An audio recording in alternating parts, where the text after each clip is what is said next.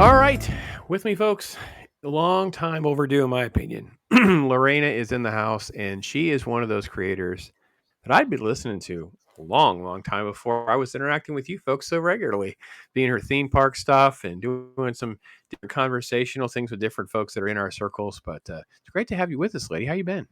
Oh, I've been great. I've been wonderful, very wonderful and blessed. And thank you so much for having me on. I've been looking forward to this like all week.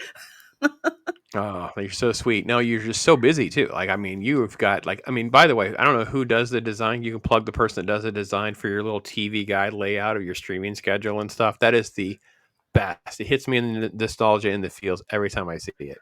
Well, that is definitely CJ, my thumbnail guy. That was his brainchild, and because I would have a regular schedule, and he kind of put something out there, and he's like, I have this idea, and I'm like, wow, yeah, same thing, nostalgia. Like, go back at the TV guide, from the Oh, supermarket. oh yeah, yeah. I kind of had something very similar approach when I kind of was doing like a regular Saturday morning cartoon kind of thing. I was doing regular Saturday morning cartoon videos and stuff, and I thought about because I was that vibe that you get from that old, the long bygone thing that's showing my gray hairs for sure. So the kids these days have no idea. Yes, indeed. So. But Lorena, how on earth did you get to the point where, like, you know what? I'm just going to get in front of a camera. I'm going to do this thing called the YouTube and put myself out there. Actually, at first I wasn't. I did not want to put my face on camera. I was extremely self conscious about that. I'm that kind of person where they're like, "Get in the picture." I'm like, "No, not really. I really don't feel like. Really don't want to do that." So I got peer pressured into starting a channel courtesy of the Gentleman on the Dark Council show, which we have on Fatal J's channel every other Wednesday at 8:30. So since we're off Wednesday, that's why I could join you. And let's see. Again, got peer pressured into showing my face. Mark with a C is like, we got to see your beautiful face. I'm like, okay, y'all peer pressure. Yeah, we need to show your face. So Abu Nas had like a ladies' night stream on his channel, and that's when I felt comfortable enough to show my face. But I tell people, whether you show your face or you do not show your face, the most important thing is to be authentic with your voice, so that when you have off days like I do, where it's just like, folks, makeup lady isn't here today, so it's just it's just me, my voice, and the picture. Ah, man, you're hitting the nail on the head too with that authenticity button too. And for us, I mean, a long time, I told people, I came from like more of the radio background, and YouTube was treated as like what we would think now is like podcasting or Spotify type podcasting, where you would just put the audio out there for folks and put it out there. There were different services that did this, like Podbean and whatever, right? So Mm-hmm. for me, YouTube and being on camera was like not even like, what am I doing a video for? Like we were back then. It was like you were doing like videos where like actually like little movies or comedy gags or cat and dog videos came along and that kind of stuff. So being on camera was like, oh, okay, that's what we do now, huh? So then, of course, if we just had known, all we needed was a USB microphone and a USB camera, we'd have been doing this for 20 years, right? We wish, man, life would be different. Um, but that authenticity button, I think, is so true. How did it evolve into doing so many different types of content? I think it has to do with the fact that I'm interested in so many different things. Over my life, I've never really been focused on one thing. It's more of just, I'm interested in this, I'm interested in this, I'm interested in this, and that seems to help a lot when I meet people, because I can kind of go through different spheres. Like, for in my professional life, even though I'm a technical person, I have to talk a lot with people in business, and not everybody is in the nerd sphere. Mm. That's something that I've learned very early on. So in order to like better mesh or better talk to people, to be interested in several different things. And that's pretty much how my channel evolves. I'm like, okay, anybody interested in a show about Florida. I don't think anybody would be interested in it. Well, been doing that for 4 years so far.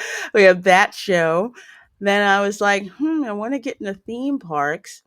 Something I always wanted to do. Okay, we'll just walk around a theme park, stroll and chill and do that, do that type of thing. Not the person who's running, let's get in this line, let's get in this line, let's get in this line. No, I already did that. So now it's kind of like, I don't remember that. Or yeah, I remember that. Kind of take my time and look around the parks. And there was, let's see, we had that. And then, what's the other thing?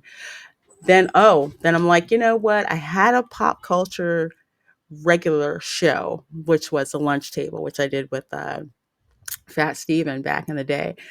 But professional commitments kind of like screwed up my schedule. And finally, when things settled down, I'm like, you know what? I need to go back to that Mm. because one of my favorite talk show hosts, well, actually, she was on radio before she got her talk show, was Wendy Williams.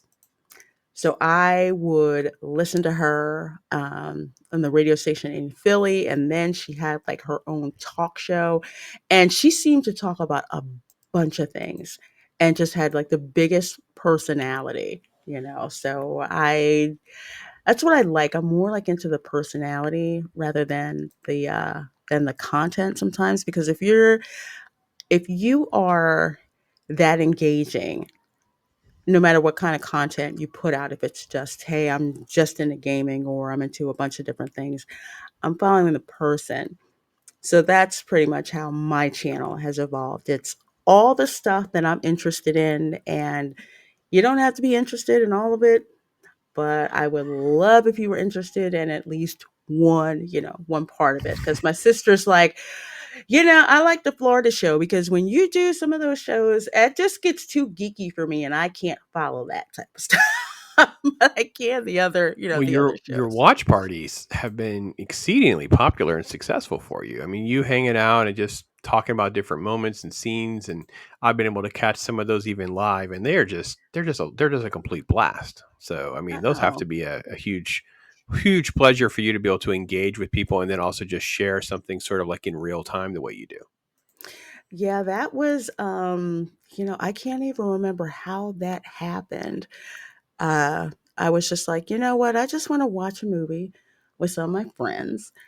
And so I noticed some people would have watch parties and it's kind of silent all the time. And I'm like, I never watch movies in silence with my friends. We're always talking, pointing stuff out. Remember this thing, remember that thing. Hey, go get the snacks, come back. So it's like I want everyone to kind of like watch along and interact and and have fun. So I'm really glad people are really liking that because another reason that I did those watch parties is to sort of remind people that Mm.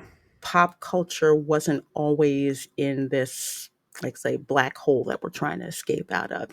There were films back in the day that were fun, that were so not PC, and we all survived, with that being out there. And the things that you had fun watching, the movies that you loved watching, the movies that changed things, for you at Mhm. one point in time. So I like generating those good feelings with with people with those watch parties. So I'm glad people enjoy that format. What's been something that you would advise people on? Let's say they're new to this. Maybe they're only doing like one piece. They're thinking about doing maybe because I think all of your stuff is still pretty pop culture related. Even the theme park stuff is still pretty nerdy type stuff for the most part. I mean, maybe not everybody's into the theme park, but at least it feels like a dotted line that most people can connect. But so you have a person out there, they're doing one type of thing. What would be your advice on how to kind of get started with the second or the third, whatever it may be for them?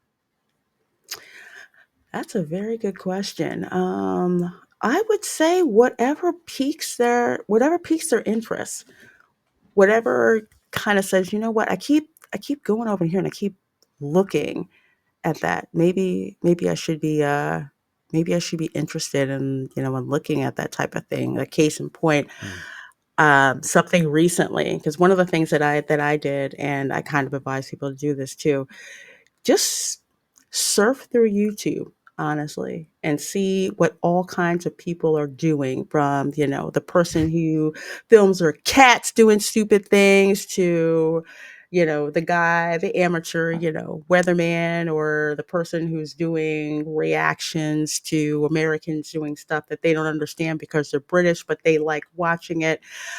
For me, I just happened to be surfing YouTube, and initially I was like, you know what, I'm gonna build this gaming rig because I cannot find anybody who can build the rig that I want, because I'm just particular like that. And I'm like, if I can't build this thing, I need to give back both of my engineering degrees. Of course I'll know how to do this. But watching people do these PC gaming builds, and I'm watching, and I'm kind of like, why does it still kind of bother me? Where it's kind of like, dude, you're really losing me. You're going into the techno babble, and I can catch up with the Mm. techno babble, but for someone who's never done it before, they're probably like, I don't think I can really, really do that. So something that I'm interested in, that I plan to be getting into. My thumbnail guy keeps bugging me about it, is these how-to videos when it comes to building computers, and building computers with the, I guess, the caveat of, you have no idea what a computer is. You've never seen one before. You just know that you need one. And how is that gonna work? Even from things to like, even someone as educated as me, yeah, I screwed this part up. So let me show you how to not screw it part up, to kind of help you. But there's always going to be that one thing that keeps saying, hey, you keep coming back to this. Or even if it's not YouTube, even if you're just out, like, say, looking around, and it's like, you know what? I just like going to Trader Joe's. And I like seeing what comes out at Trader Joe's every week, because there's something that's different, that's there. And I'm just into, this sort of thing. That's what I would suggest, because, I don't think it's something that's going to happen right away. It'd be great if that happened for a lot of people. But for some people, you may just need to just sit there and maybe just, float out there in the ether for a bit and see what is it that keeps grabbing your attention, and that you have a passion to do, because you don't want to just do something else because somebody else is getting hits all over the place, and you just want to copy that same thing. That's not really good. You want to People can tell when you have true passion for something. Yeah, authentic. Going back to what you said earlier, right? That authenticity, and I couldn't agree more about the how-to thing. I mean, if folks don't realize it by now, that YouTube is the second biggest search engine, and it comes with audio and video, so you have an opportunity to learn, and most people will do that. And I've told people, I said, it doesn't matter if you have seen 100 videos. Changing the belt on that lawnmower, and if you put the date in the title so people know, like, it's 2025, whatever, they know that's the more recent version. That's the one I'll watch, because outdated information is part of the problem with this, because it's so massive that if you try to Mhm. look at you have a problem with Adobe, or you're looking at editing, or you're trying to do this, and you're like, well, which video is it? Because there's like 100, and I don't know how to whittle it down, and I don't. So I think that you're right in that if you have an interest and a passion and a knowledge skill set that you can kind of bring to the table, and if it can fit in either with a channel or a second channel, then kind of explore it and have fun with it. And that's the biggest thing, is you're just kind of documenting life's journey and experiences. And I think Trader Joe's is also another great example of that too, where it's like, what is this like? What is that like? And that's where the theme park stuff, I think, is fantastic for people.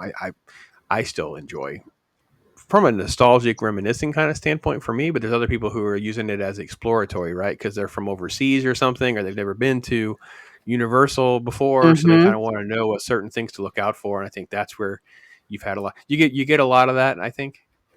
I do. I do. I will get a lot of watch people who watch like from overseas, or from in Europe or like Brazil, and they kind of have questions about changes in the park and how it would affect them, or how do I best spend my time, because for those people, I mean, if you're in the US, it's not that, okay, I'll say on the East Coast, it's not that hard to get to, to get to Disney World. But for people who are coming from overseas, they have much more of a financial investment and incentive to do more research. And I have to say, people who are visiting from overseas to Walt Disney World do a much more upfront research before they arrive, mostly than Americans that live here. And that's something that always has astounded me, because I'm like, you're going to pay all of this money and do zero research where information is free or pretty much cheap. So I actually used to go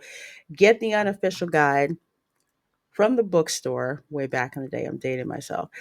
Would get Yeah, that, now we're sit talking. down with a cup of coffee and a stack of Post-its, and I would go through that thing, and I would have it dog-eared, just everything marked up, like, okay, I need to do this, I need to do this, I need to do this, I need to do this, and go from there to have like all of that information, so that when I go to, like, say, Ohana, and I had my whole family there, was like about 10 of us, and we get to sit down right in front where you can see the fireworks and everything, and there's no one in front of us, and people are like trying to figure out, how the heck did you do that? And somebody asked my sister, and she was like, I don't know, ask my sister, I just go where she tells me. Mrs. Pops used to do that with the kids because we have five kids, and when we would go, it was like a open to close plan. We're gonna get our money's worth. We're going to see all this stuff or whatever. And I remember Magic Kingdom. This was a birthday event, and we had friends that were coming, and they didn't get there until like 10. And then they were like, "We want to go and do X." I think it was like the racetrack type side, right? It was that tomorrow. It wasn't Hmm. Tomorrowland. It was more like that. And we're like, "Well, we've already been over there, so you'll just have to catch up."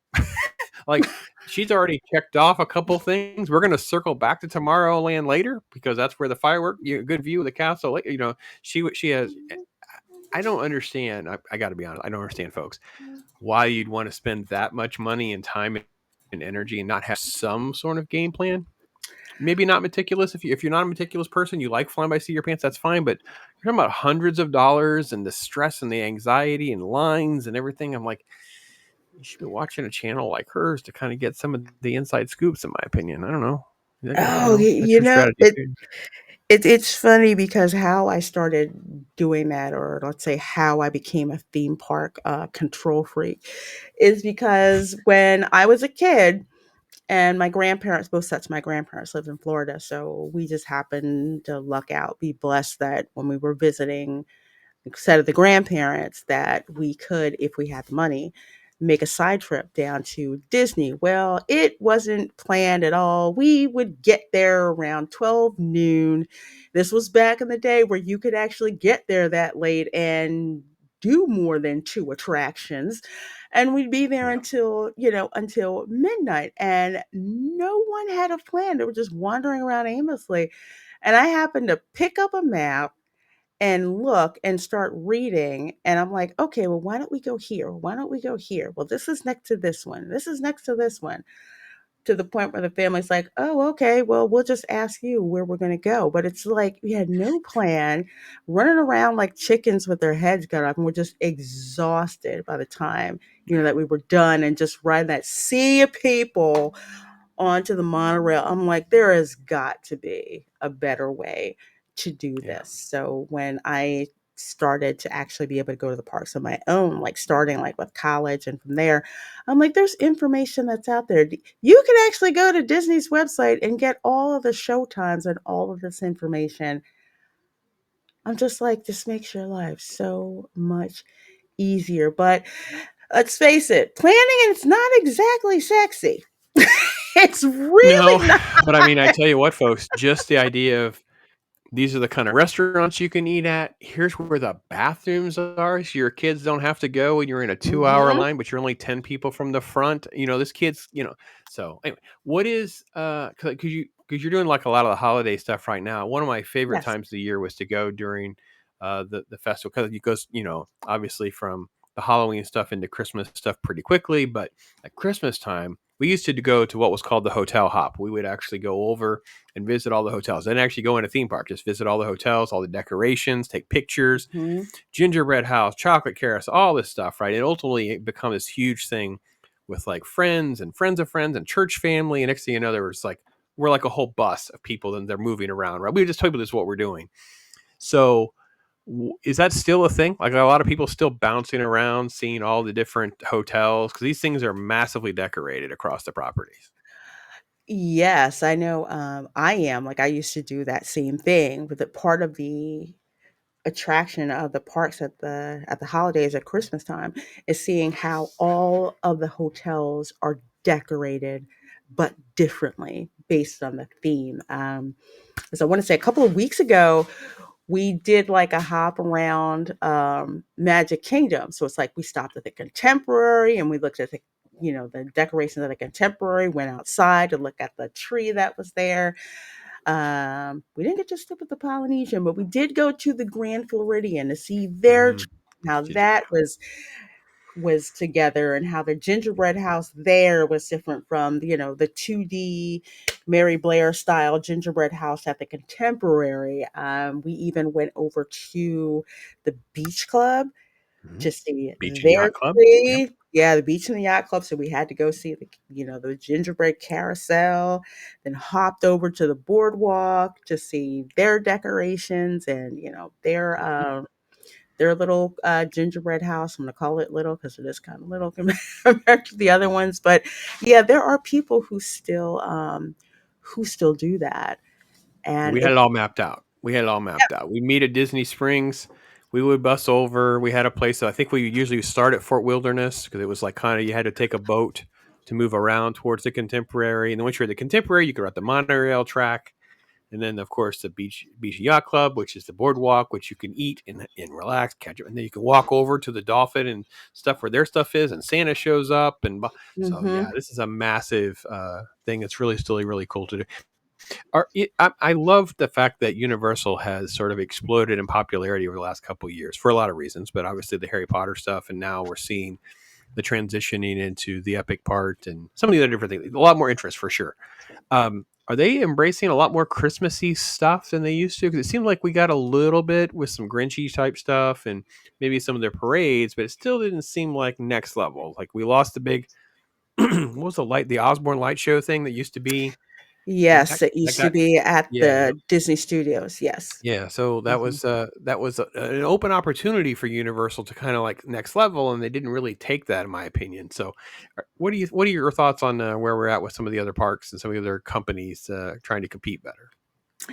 Well, with respect to, I would say Universal, there definitely seems to be more of a Christmas spirit there Mhm. than I would say the Magic Kingdom or the other parks. And the reason why is just how whimsical the decorations are. Oh, cool. That some team members seem to be much more apt to say Merry Christmas instead of Happy Holidays. Mhm. Even the parade, because at Disney World, unless you go Christmas week, because the parade, it runs so they can record the Christmas special, but you have to pay money to go to the Christmas party in order to see the Christmas parade. At Universal, Mhm. you do not. It starts at 5:30. The parade runs. They've got a section if you're an annual pass holder where you get a prime place to stand to see the parade coming and going.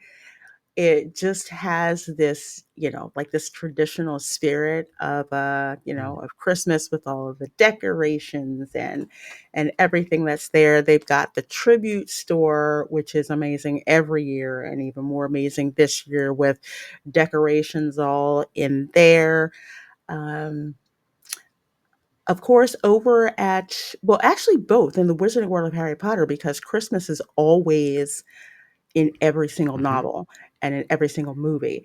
So the Wizarding World of Harry Potter lit up for Christmas as well, Yeah. complete with Christmas merchandise. Seuss Landing of course, for the Grinch, they've got that, put out, everything for Christmas.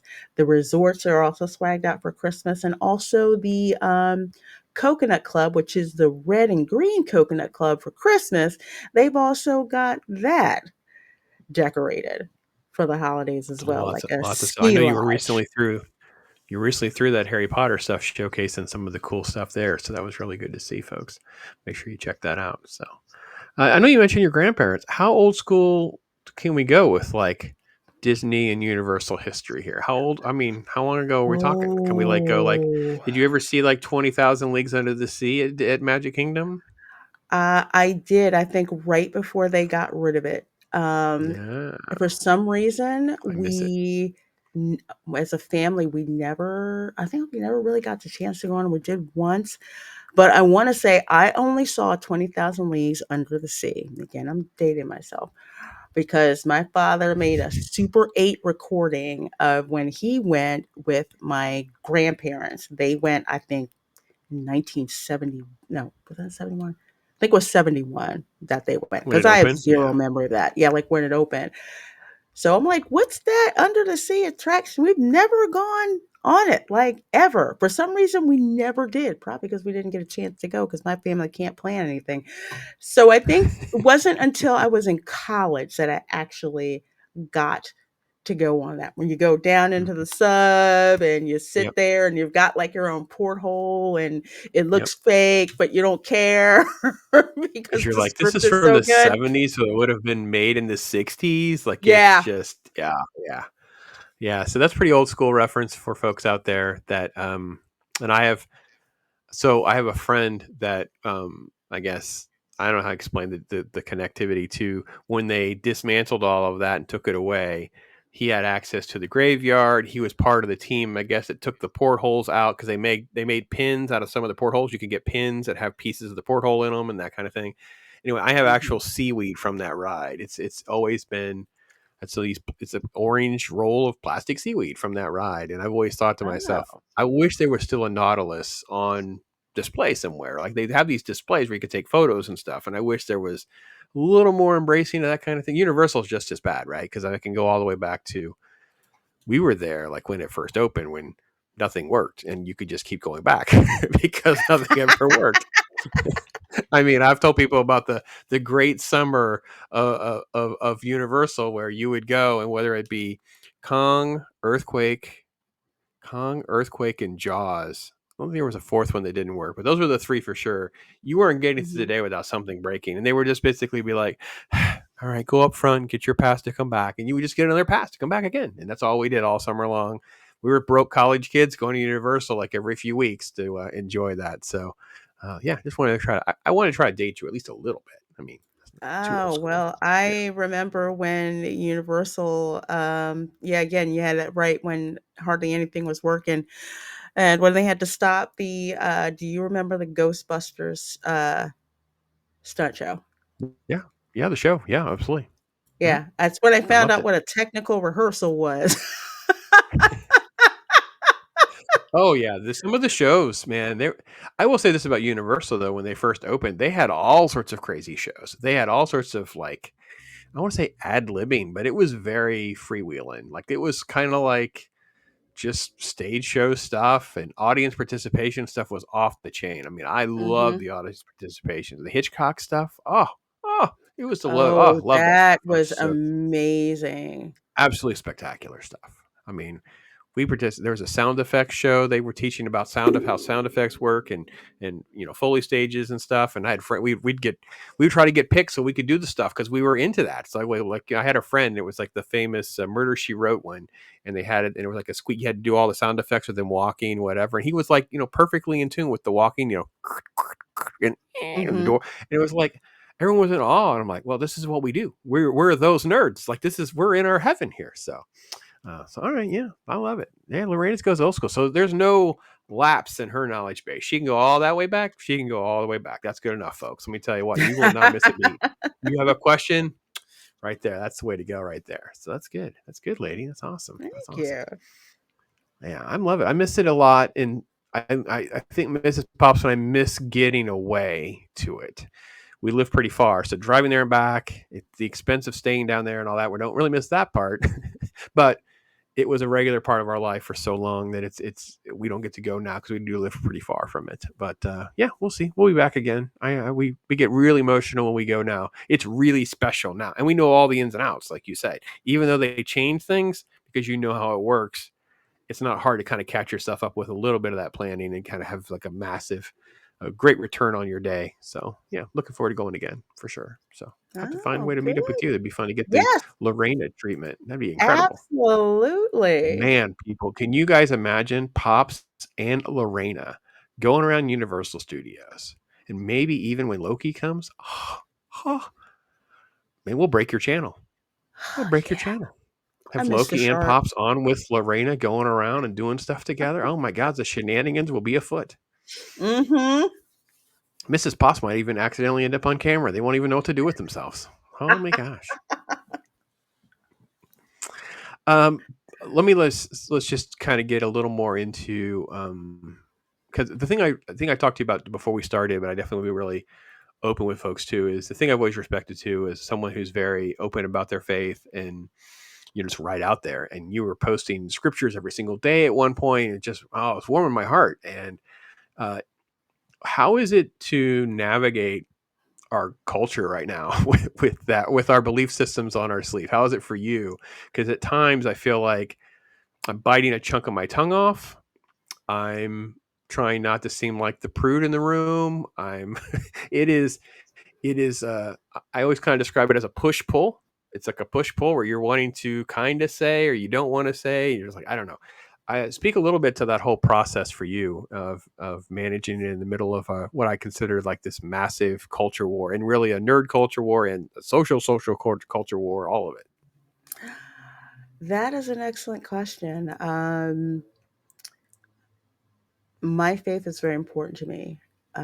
My faith has sustained me through many Mm, things, and including currently where I've been unemployed for quite several months. Gotta love the world of IT. Uh, mm, but one of the things that I had challenged myself to do was to get more into reading the scriptures for myself. So when I joined Twitter, which, wow, this is going to date me. How long have I been on Twitter? Sheesh. I think I've been on Twitter for like, okay. It's been over 10 years since I've been on Twitter. That's pretty much I'll say wow. I'll say that. But I always wanted to start my day with the scriptures and reading God's word, because you really, when you're a person of faith, you need to be able, like the scriptures say, like Paul says, be ready to make a defense for, you know, for the Mm, hope that you have within you. And that hope is so sustaining that I hang on to that. Now, when you're in these pop culture circles, I kind of think about it. It's like being an apostle and living in Rome. If you get my idea, Rome was the mhm, center of all kinds of debauchery, but at the same time, a fertile ground for spreading the gospel. So when I would be in some of these places or in some of these circles where, let's just say, some folks seem to not have any boundaries or nothing is off limits, or they'll go places where you are not comfortable going. I made it known that I was not very comfortable going there, mhm, mhm, and that I did not need to give a justification for it. It's just that that's a place where I prefer not to go. So you have one of two choices. You can either continue listening to me, or you can bump me off the stream, which had not happened.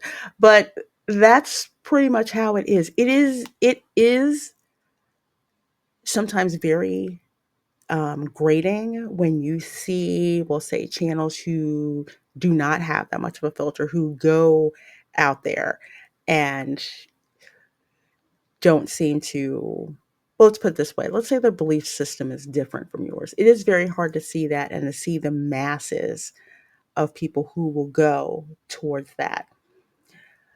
hmm. But one of the things that you also have to remember, as well, is that, staying true to your faith and staying true to who you are. And something that someone told me, I said, yeah, somebody may have how many millions of followers, you know, Jesus only had 12 apostles. Hmm.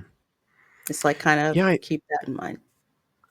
yeah, I think that I've always one thing I struggled a lot with this, to be honest, in the beginning, because I thought to myself how, for lack of a better term, kind of frivolous this kind of feels. Like, wait a minute, I'm just doing YouTube. I'm talking about movies and nerdy. Like, this isn't mattering in the grand scheme of the world and whatever. And I had done other stuff, right? It's like, so it's like, okay.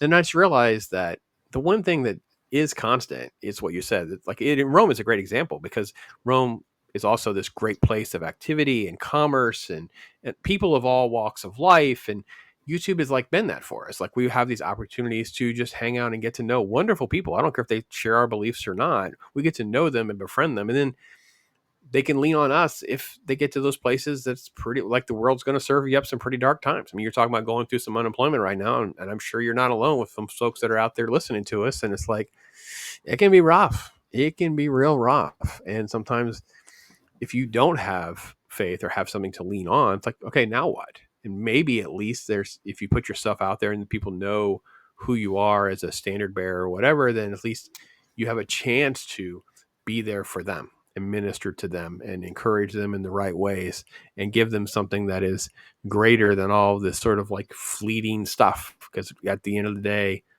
a lot of this is just completely meaningless. So it's great to know that. And first off, let me just say, I thank you for inspiring me too. Like, I, even as someone who does share your beliefs, it is always encouraging to see another piece of scripture. It always is, and we don't believe in coincidence, folks, but No. it will feel like coincidence. It will feel like coincidence, to quote the untrained eye. I'll use that term. How's that? Uh, Lorena will post a scripture that I needed, or I needed to pass along within a day or so. Like, it's usually Oh, very wow. timely to catch your attention. You've done that. You've seen this, right? You have surely read something from someone Mhm. randomly, and then next thing you know, your sister or something, it comes up a conversation, and you're like, I was reading this scripture, and it was like timing. It's like, we don't believe that that's all random stuff. We believe that's divine orchestration. We believe this is how God does work. This is kind of the fingerprints and the footprints of Him being among us. And I know that's kind of weird for folks who don't believe like we do, but they take things. I think, we talk about God speaking to us. It's not like, the movies where, like, or I always joke about the Real Genius scene where they like pretend to be God and it's the voice. It's like pops. It's like, no, it's not how it works. But when Pops had a fight with Mrs. Pops and whatever, and she's mad at him, whatever, and Lorena posts a scripture and it's blah blah blah. It's like, oh yeah, I needed that. No, yeah, yeah. So there's little things like that that I think it's good. It's good. It's really good. I'm proud of you, because it's a lot to endure sometimes, and it's easy to, I don't want to say, get bitter and jaded sometimes, especially when you start looking at the secular channels or people that are willing to Mhm. sort of like, and I get a lot of heat because I'll review a lot of rated R movies. I'll review stuff that's pretty edgy. I have certain things I just don't want to watch and I won't watch again. Um, but I always have described my strategy is to be a bridge to both sides. Like, I always tried to be that. So like, the Christian people know that I'm going to shoot straight with them because they kind of know what actually is in a movie. They walk in on their kid and the kid's watching the movie Heat. Like, how much trouble should this kid be in? Like, you know what I mean? So it's like, that versus, the secular people are like, well, he's a Christian guy, he won't watch it. No, it's okay. I'll be all right. I'm an adult. I can handle. I know where my barriers, where my rules are. I know, and that's what everybody has to figure out for themselves. And it can be that earthly part of us. We get caught up in the numbers game, envy. Obviously, that's the easiest thing, right? Is envy. You're looking, like you said, the numbers, the millions of pill, whatever. So, yeah. Hmm. Yeah, Yeah. it's yeah, I get it. Because I know for me, it's like, I love film, I love movies. There's some movies that I'm just like, okay, I'm not gonna go there. Mhm. just because it's not my preference, or I just feel the Holy Mhm. Spirit says no, you don't need to watch that. Like there's a case of like the Terrifier series, which I Yeah. accidentally stumbled Mm. into. And I'm just like, Mhm. okay, that is definitely not for me. However, with that knowledge, because I'm blessed and very honored when people will ask me, hey, Lorraine, what do you think about this movie? Is it okay, for my kids to see or do whatever? And I will be completely honest because there is, Mhm. to me, there's nothing worse than when you take innocent kids to a film and something shows up on a screen that you have to now spend your time Mhm.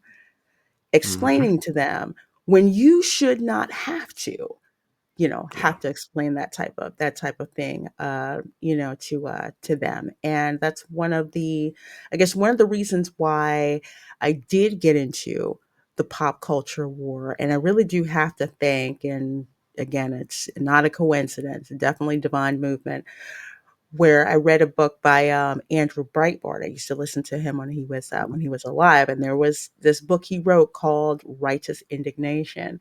And what he talked about in that was the fact that he used to be a liberal, then he became a conservative, and then he noticed that there were conservatives who would poo-poo and trash popular culture, but not do anything about it. And Mhm. he's like, politics is downstream from culture. You step Yep. out of the culture, you leave a vacuum. And we've seen what happens when that vacuum opens up and what slides into it. So when I see films, especially films that are made for families, I want people to know, it's like, is it worth you spending your money on this? And whether you're a person of faith or not a person of faith, what it's going to boil down to it is this something that's safe for your kids to see? Is this something that is on their level that they can understand? Like kids can understand living in families. They can understand that. But if you're going to have a movie where all you do is trash the nuclear family, that's a problem. That's a very big problem. And and I'm going to I'm going to call I'm going to call that out. So it's like, yeah, there's some things I won't review because I'm either not interested, or it's like I'm not I'm not stepping there. But also when I do my reviews, I don't feel that I should have to lace them with every single profanity word that you can think about. And this is Right. just me. People can call me uptight if they want. But I feel that if you have to use an expletive every other word, you need a bigger vocabulary.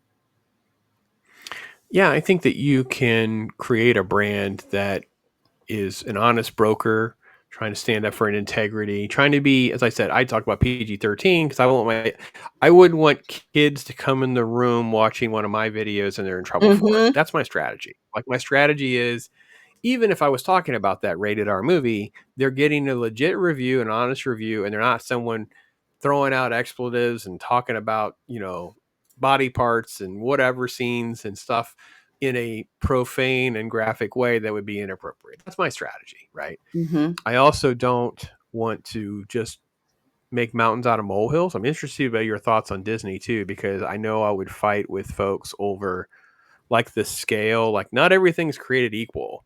Like there are clear um, things that are added to film in particular and TV shows more more readily now because of streaming that are clearly about desensitizing an audience, making them used to it. It's very comfortable, right? And then there are pure agenda things that are put in there on purpose and it's done to poke the bear, in my opinion, or check a box. And now they're being paid to do so with the ESG and DEI and all that other kind of stuff. So it's been quite a journey over my time as a at least a quasi professional reviewer and critic in some ways, dating back to doing website work and then going to actual screenings where people are not phased by any of this stuff. And I'm like, man, this is horrifying. Like, why would a child have to be subject to some of these messaging? And some things have not aged well. The 70s and 80s, man, there's some crazy stuff that was done, and it's like, huh, yeah, that has not aged well. That has not aged well. And I'm curious, especially because of the theme park stuff you do, whatever, how have you navigated, or have you run into a lot of pushback, maybe even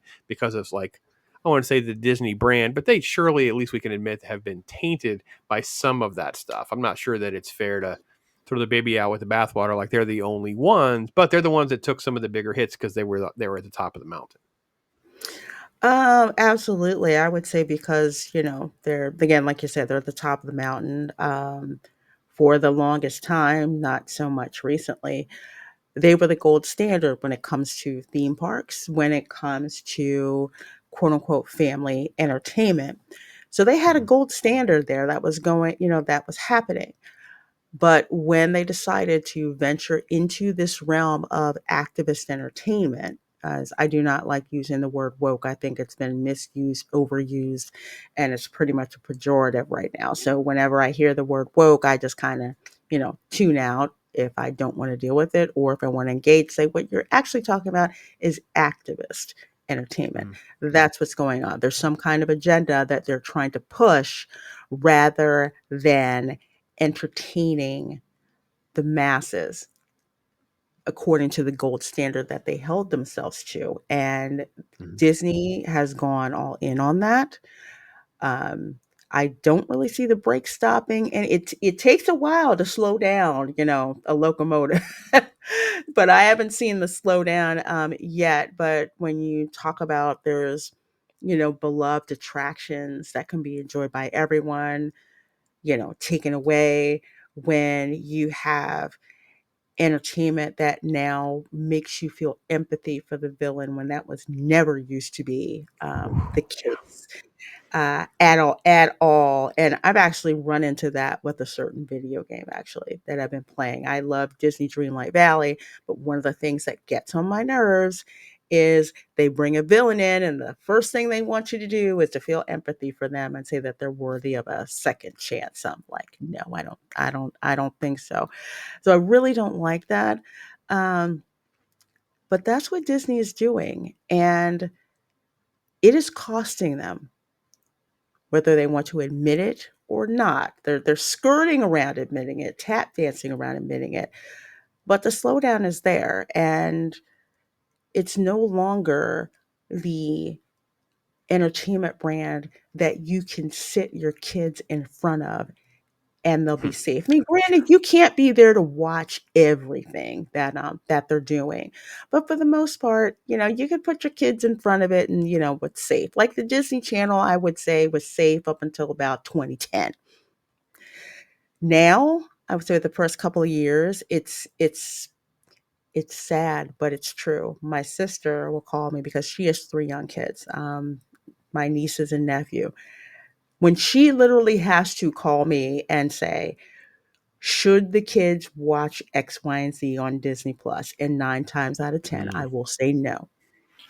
Right. Yeah. I they've beaten me down. I mean, obviously, you can tell. I'm a Star Wars Marvel nerd through and through to the core.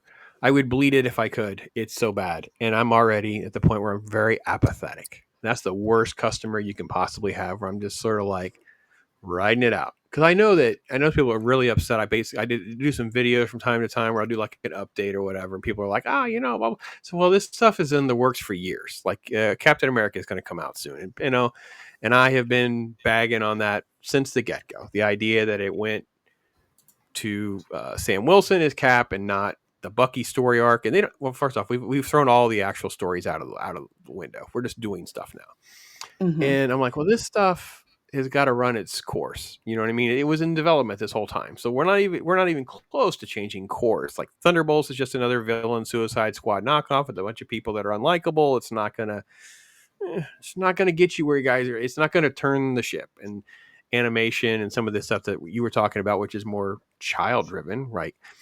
Mhm. I in a lot of ways, the newer stuff, they haven't even gotten me. They haven't even got me to watch it. And I will be honest too that I feel um, just sad by the brand. Like I just feel saddened by it, and I think that the kids stuff is really the biggest tragedy because they're just going to not understand what the good stuff is. Like I just can't say, oh yeah, we should just put your kids in front of Lightyear and blah blah blah. I'm like, why? it the gold standard of Toy Story and Toy Story 2 in particular, forget about 3 and 4, is even if Yes. they are good, even if they're okay, like I'm not totally a hater of them, but I'm not Hmm. like gonna hold them to the first two. I'm like, I don't even want to have a conversation about something like it's just it's laughable. And I think this is where the brand is. Even if we don't get into the diversity elements and some of these weird decisions they made with the alphabet community and just stuff that's out there. Uh, Hmm. I'm with you. I don't know that I see the ship's writing course super fast because the developmental phase on these kinds of things are so far in advance, right? So it's like we're still at least 2 years away, 2026, maybe 27. It's like that's kind of where we're at on a lot of things. But I don't think Hmm. that's as much the case with the Universal brand because they seem more interested in following the cash, if you will, for lack of a better term. And I guess we have to exclude. Well, Harry Potter's different because they don't own it; they just have a license for the theme parks. But that's a Warner thing. That's not actually like Universal money. So Right. the TV show stuff that's happening is not Universal's fault. Um, but I think like the Universal brand though seems to be. I don't want to say. I don't know. Is it fair to say that they just seem like they're just not as active in that same activism? I mean, what are your thoughts on the differences there? I would say that for Universal, how to put it, if it is there, this is how well they're doing. If it is there, it's not as blatant, like hitting you over the head with it. You would have to look extremely hard to try to find it. But for the most part, you're exactly right. They are chasing the money. Illumination. It seems every single animated feature they put out makes money. So much so that the minions that showed up, they make money Yeah, in their own movie. The Despicable Me Wild Robot. 4. Yes. It's I mean Despicable Me 4 is a tolerable movie. I'm to this day, I'm defending Despicable Me 4, which is not a great movie, but there's actual story arcs of the little minions. Like I'm like to my brain breaks when I watch certain shows and there's not even a story arc. And like you said, like Super Mario, it's like Oh my uh gosh, yes. oh, we could say Princess Peach is woke, but she's not. We could, because wait, the brothers have heroic moments. It's never at their expense. She's just also tough and cool. That sounds very '90s to me. That seems very, Ripley and Sarah Connor is how I feel. Like it just feels like that's the appropriate way to do it. You know what I mean? Yeah, I don't know. Yeah, I think it we're onto just something. was. Because with Super Mario Brothers, and with that film, one of the things that I noticed, and I said this film was going to make $1 billion. Why? Because I see whole families. It was hard to even get a seat. Whole families are filled for a 3D showing of that film. Movie tickets are expensive. You're going to pay the 3D upgrade for the whole family on that, and kids were just like glued, and the parents were like left because there were certain parts where it's just like, unless you played the old school Super Mario Brothers, you wouldn't get some of the references. So like in the beginning, where it's literally the camera pans like a side scroller and they're going up and down, ladders and jumping over Yep. stuff. It's like if you didn't play that game, you wouldn't get it. But even if you didn't, the kids were like fascinated. Like, look at what these little guys can do.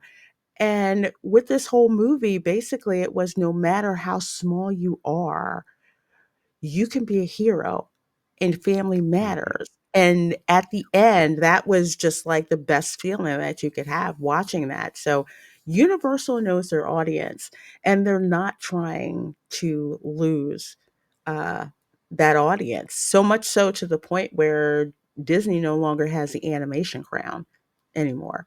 Universal has that through Illumination Studios.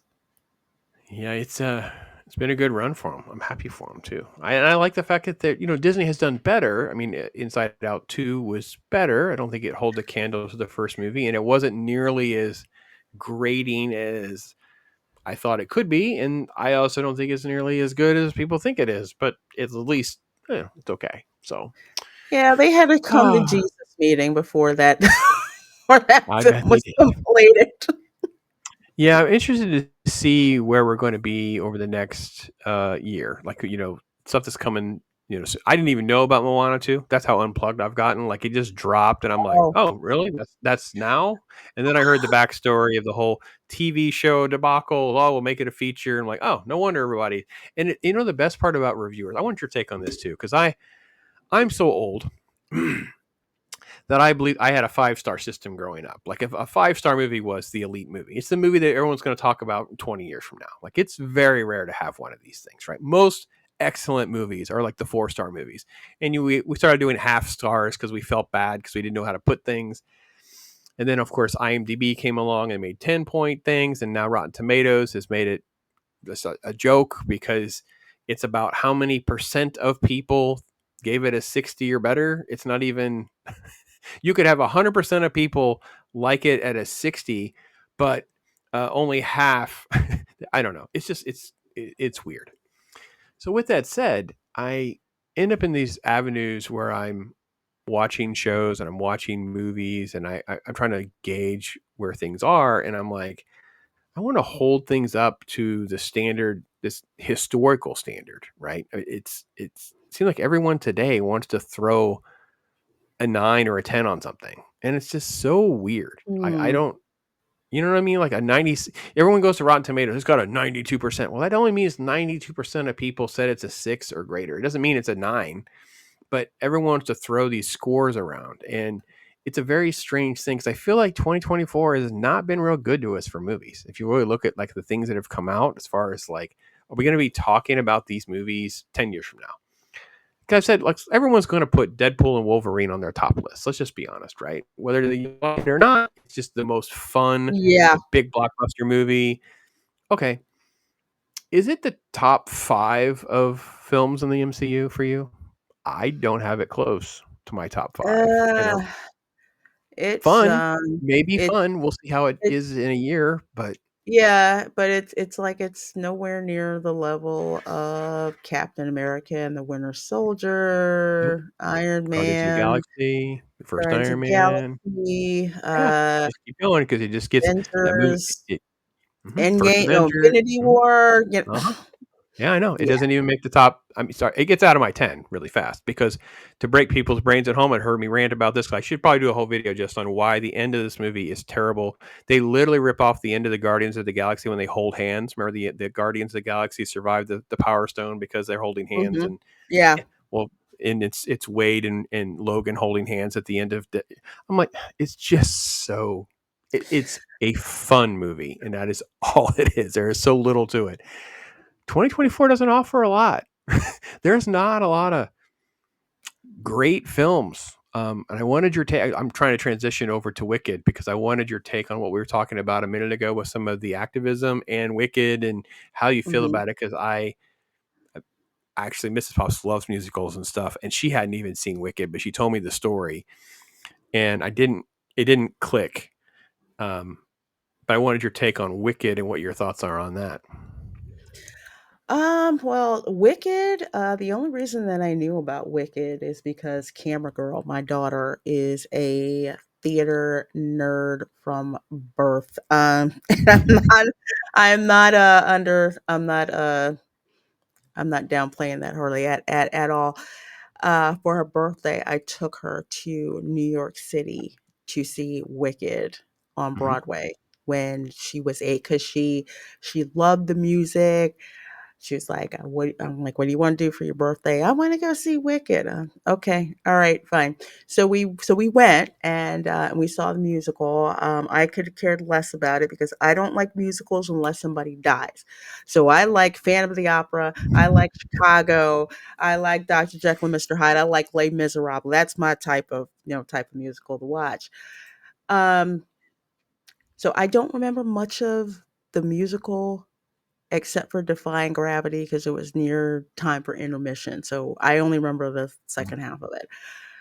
The film itself, Oh, actually, we'll get back. Actually, let me get back to the musical. So the book that it's based on, the problem that I have is yet again, you have someone trying to make us feel sympathetic for the villain, the Mhm. misunderstood villain. I didn't like this idea of, oh, the Wicked Witch of the West was just misunderstood, and I'm just like, no, chick was evil. Why the heck are we, lifting this particular character up? But was not my creative vision, so I didn't have really anything to say about with that, but that part. So with that said, the Wicked film itself catered to its audience, something that Star Wars has forgotten, something that Marvel has forgotten. They Right. made a film particularly for those theater kids that love Wicked. And I went the first night because I had to go. I got dragged there. You had people show literally, yeah, I did. I got dragged there. That was Well, pretty you much have it. drug her all over God's green earth with things that she's doing as camera girl, so I guess it Yeah, kinda goes full circle, right? yeah. Yeah, I I understand. told her she's got to go see Sonic 3 with me, whether she likes it There you go. or not. So, you had people dressed up, cosplaying as the characters, green and pink, all, what you can see. Um, Again, the film gorgeous. The choreography, amazing. I'm a dancer, so I paid rapt attention to that. The effects, wonderful. The directing, absolutely amazing. I mean, fabulous directing. As someone who doesn't like musicals, I got wrapped up in the film. I really did with how it was going. Was there some LGBTQ EIEIO stuff going on? Yes. However, it was at a level where it just seemed just over the top, and it wasn't hitting you over at the head with an agenda, so to speak. It was kind of like, I would say, have you ever seen the movie The Birdcage? Oh, yeah. Yeah, yeah. It's Okay. It was flamboyant. yes, it was on that level. Yeah.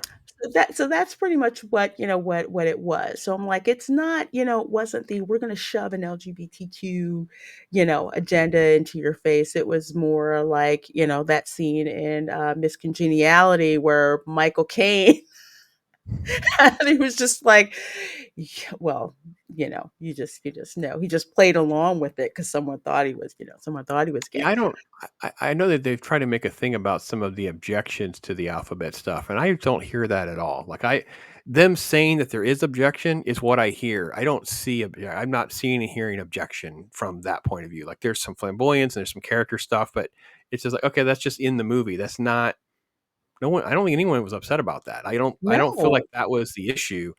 Um, I've heard all and I've kinda leaned more towards your compliments of the film. I don't know that I felt that way initially. I know I didn't feel it in the first hour of the movie. It lost me dramatically. The songs were drug out for unnecessary reasons, and it was losing me over and over and over again. But, yeah, that notwithstanding. You can go ahead, I'm sorry. I didn't mean to jump in so much. no, no, no, no, no. And it's like I said in my review, and I had some folks kind of get up in their feelings about it when I said so, but I'm like, it's the truth. If you are into Star Wars and Marvel, this film is not for you. It's really not for you. For sure. I know some of y'all folks don't like Brie Larson, but I'm going to quote her. It's not made for you. It really isn't. If you're a cinematography nerd, directing nerd like I am, yeah, you'll like the film.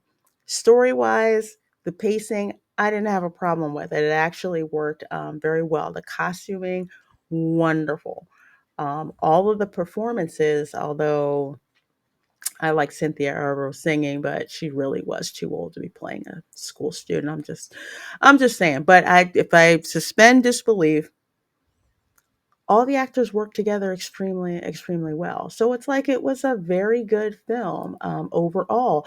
But again, and here's kind of the issue that I have with some people reviewing films. When you're reviewing a film, you can't think that everyone is aligned with what it is that you like or what your preference for it is. So if you like Star Wars, nerd stuff like that, and you review a film called Wicked, it's like you have to evaluate it based on the technical merit.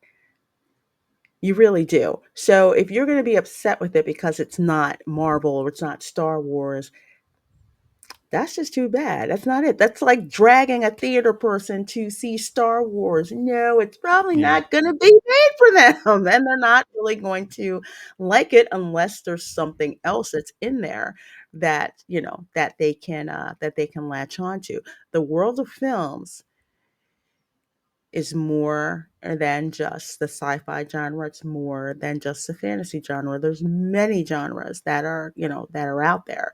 So you kind of have to keep that um, in mind and understand that yes, there are going to be some films that are not made for you as the audience. It's I, just what it I, is. I just want to jump in to say it, and I want to make sure I didn't do a full video on this. I'm going to clip my segment with I did a live stream. I talked about my experience because I kind of nodded off in about an hour in or so. The songs were dragging on too long for me, and here's my disconnect. My disconnect was not because of my Marvel Star Wars love.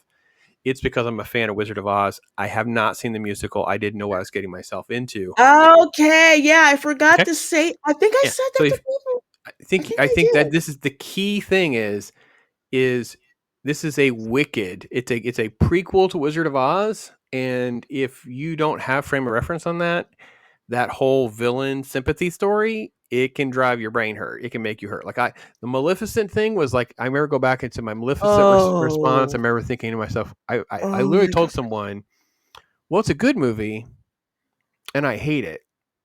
But it's Yeah. like a 3-star movie. It was like a 3 out of 5 for me, and that was still low to most people. And I'm like, I just can't get past that. I just can't get past. I'm supposed to feel sorry for the witch. Like I just can't get there with you. And now that's been beat to death. And in this one, in the wicked concept, this story that you were talking about, so you Mhm. perfectly talked about this earlier. But I can't get there. Like, just because she's being picked on, just because these bad things happen, doesn't mean that's the only choice. And we should all have been so forgiving. Oh, we can understand. Or she just doesn't become evil. Like, I can't keep doing this. Feel sorry for the villain, and that the good people are awful. Right, Glinda's got this. Oh, she's so, and then of course the wizard. He's a monster. It's like, oh, okay, this has been beat to death as well. And I know this wicked stuff predates some of the new stuff that we've been exposed to. So I'm I didn't want to just be a pylon guy doing another video to say all that because for me that's my disconnect. I'm just like I was out on this movie. I also praised every aspect of the movie and said it will win Oscars. It will get nominated up and down the list, including Best Picture, because they nominate 10 things. Even if there's going to be other things they want ahead of it, it will make the list just because there's 10. Mhm. Elphaba, the actress, is it Cynthia El Rivo? That's how you say it? Yeah. Mhm. She did great in her role. Like I think she's way better at singing than I think Ariana Grande was sort of miscast. I don't think she was in the right range for some of the songs and just didn't really Mhm. work for me, but I'm not going to be the expert of musicals. Like that's not my thing. So I'm like the normie reviewer of that. That's hence the reason I didn't do like an actual review. It's not my field of expertise. I mean, only like when I really, really like one, do I do something like that? Which I don't even think I did. I don't even think I did a Greatest Showman. That's like my favorite musical is probably Greatest Showman. I think that's the one that I enjoy rewatching. Well, that's not true because Wizard of Oz should count, right? I mean, that's a classic. But when it comes to musicals, it's not my genre. We fight. Mrs. Pops lectures me all the time that many of these Disney films that we watch are musicals, and I don't think of them that way. So I don't know. It's a Yeah, tricky. I don't either. But I know Like, I notice if the music mhm. sucks, like in Moana 2, I'm not to watching that. but to get oh God, skip it. Uh, Especially I was so hard on that movie. I gave it a 2 out of 10 because Oh, a two I out of ten. love That's like a one out of I five. gave Wow, it that's good for you. Okay. yeah, because I loved Moana, loved the original. The songs were just amazing. This one, oh God, it was just They kind of did it like with Inside Out 2. It won't have the legs that Inside Out 2 did, but it made money. I mean, somebody tried to say there was no woke stuff, and I'm like, yeah, it was at the very, very, very, very, very, very end. But you reminded me of something with Wicked, which was something I did put in my review, and I can't believe I forgot about this, but you made me think about it. As someone who read the book The Wizard of Oz many times, as someone who watched the film, which I believe was the first was that the first film in color? I think that was the first film that was done in color. I watched that so many times, and I have that on Blu-ray.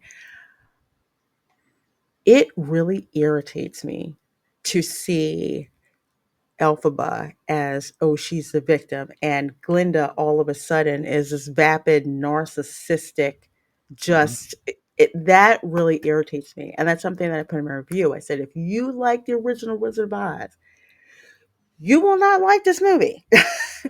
You won't at all. Granted that the person who wrote Wicked, and I forget the author, granted that is their artistic vision.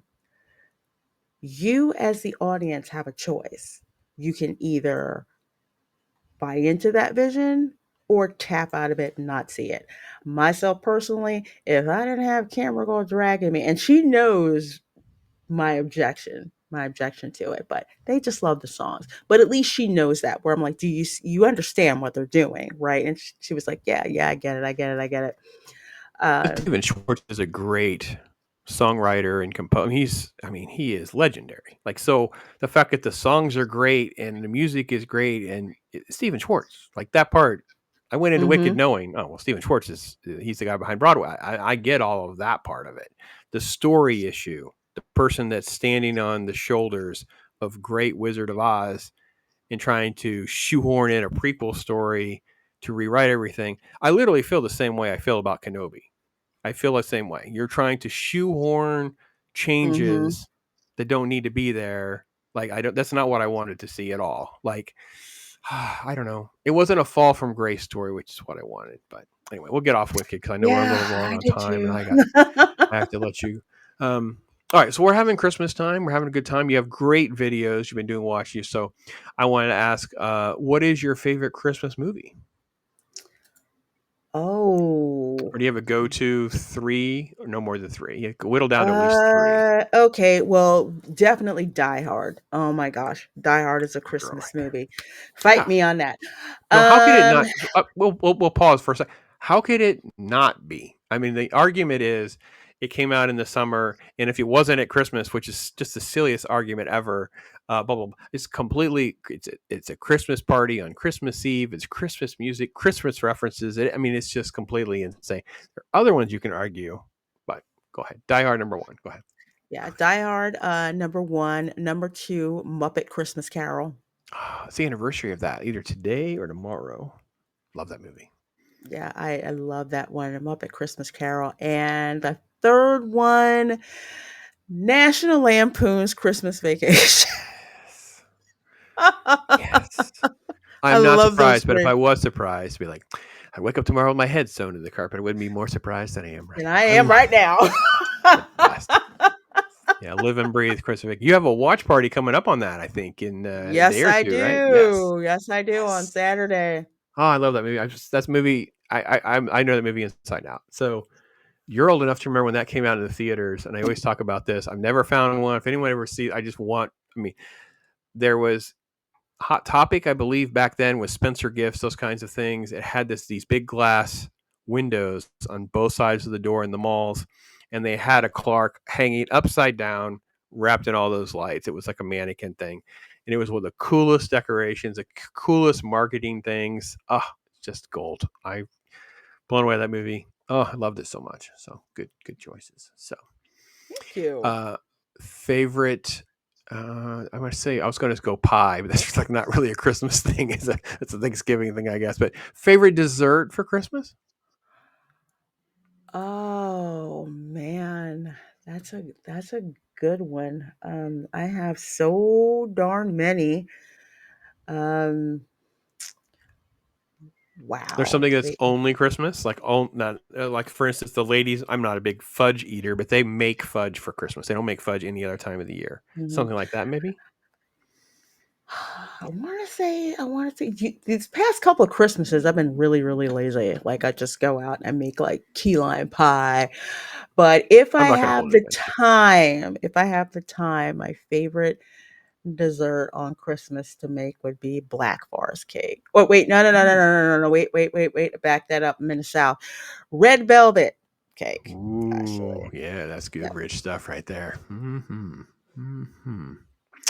All right. Is there a Christmas tradition or anything like that you have with your daughter or family that you could share with us?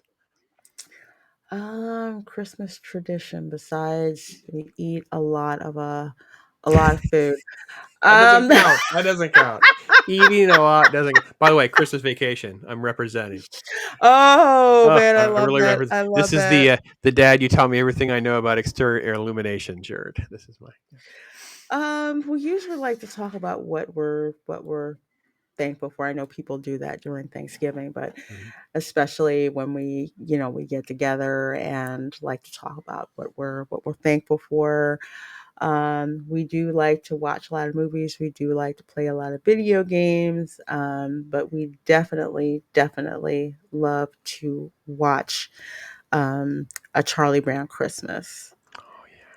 for so many reasons, and especially at the end when Charlie Brown says, does anyone know what Christmas is all about? And Line's just like, yeah, I can tell you, Charlie Brown. Yep.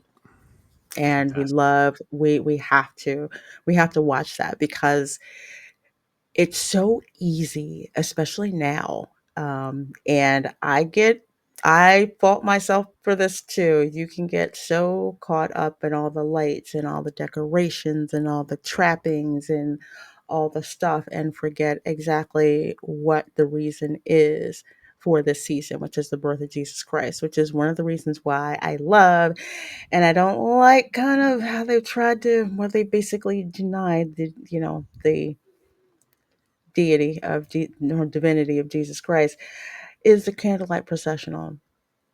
Hmm. And one of the things about the candlelight processional that I have noticed is that there, in all of my years, there has never been a performance where the audience didn't spill out into in front of the American experience.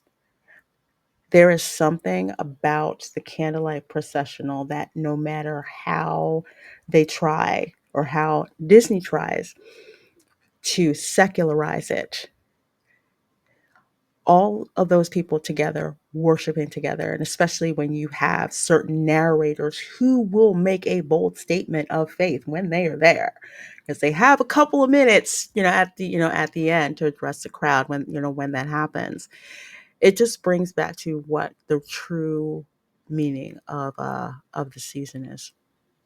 So for those that don't know what the candlelight procession is at Epcot Center, they bring in a celebrity and they do it 2 or 3 times a day usually, and it's a big candlelight procession. Literally Mhm. come in, there's songs, and it's the reading of the book of Luke, the story of Jesus' birth and all that, and it is truly magnificent. And depending on the speakers, it even has more impact than others. Some make you scratch your head. I think Whoopi did it one time, and I always thought to myself, that one's a little interesting for me, but okay, fair enough. Let's keep going. But no, and it's truly like standing room only. Like you have got to get there really early if you want to have a decent enough seat to sit in the bleachers. But it is a good one, good reference there for sure. So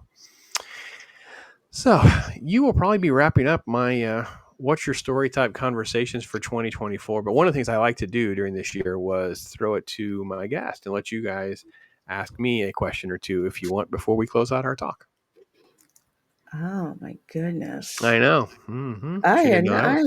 I had not even See thought nobody about could that. lure her in. I like it. It's even better. It's even more weird whenever you don't know it's coming. Some people line it up because they listen to a couple and they're like, oh, and I forget. Oh, it had to be Gary. Gary from Pop Culture Minefields. Like, and I have another question and another question. That conversation went on for I think like 30 or 40 minutes because he just kept like going with stuff, and it was fun.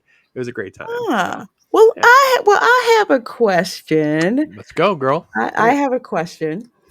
What food is so disgusting to you that you probably wouldn't try to eat it even if Jesus asked you to? Hmm. For me, it's black eyed peas.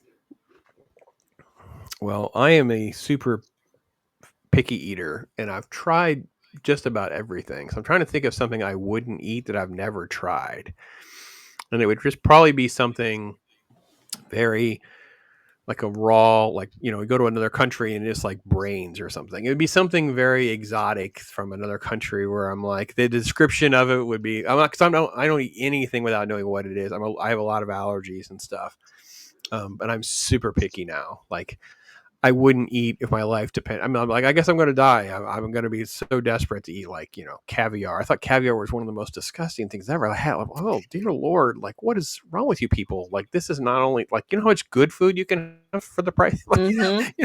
you know what I mean? That kind of thing.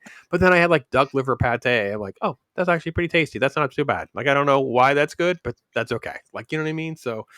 Um, so trying to think of something that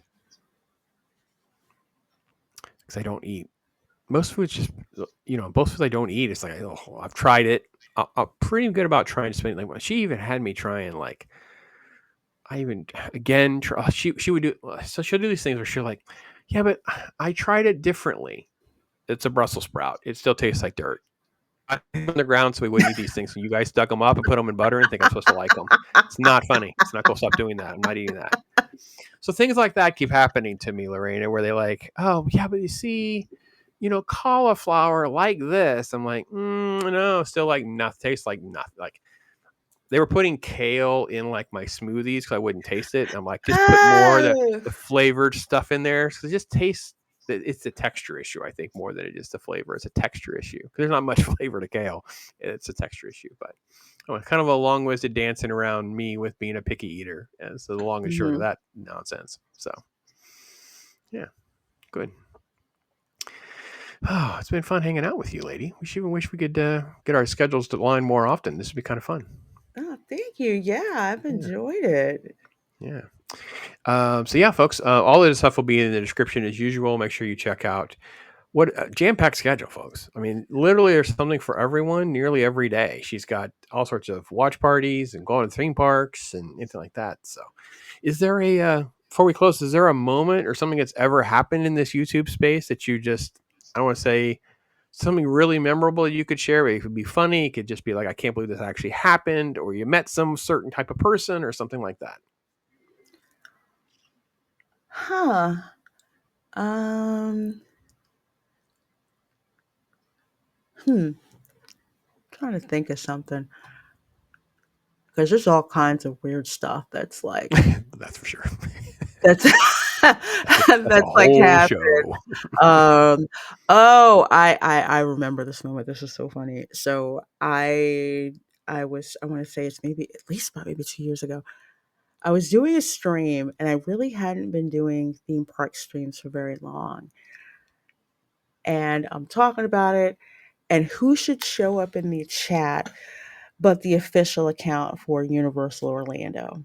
Ooh, cool. And I thought it was a joke. And they're like, no, no, no, no, they've got the check mark. It's really that.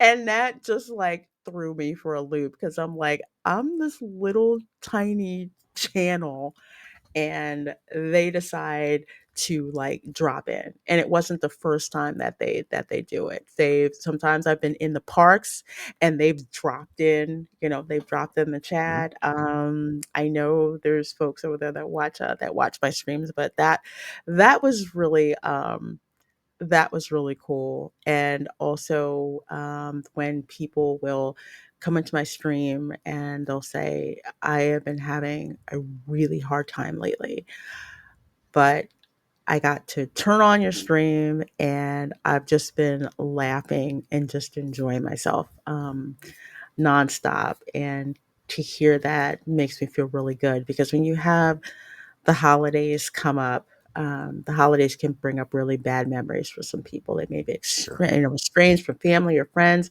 or even just during the year, where there's some people who maybe they just can't get out as much as as much as they would. and they talk about how they love the community that I'm building on my channel, and I'm like, thank you, because it's a blessing to be able to, you know, give that laugh and that comfort to people because I know what it's like when when that happens for me. That's awesome. That's awesome. Well, Lorena, thanks for being here. It's been awesome having you. And folks, I'm telling you, you'll just be so blessed getting to know her and the stuff that she's talking about and doing appearances on other shows, and just a busy, busy lady. So make sure you connect with her, folks. And listen, if I don't see you again or talk to you much, or you don't catch me between now and next year, just know, be blessed. Thinking about you. I appreciate everything you do and you are. And I appreciate you watching and spending time with us. Thanks for watching, everybody. I am Pops. Bye.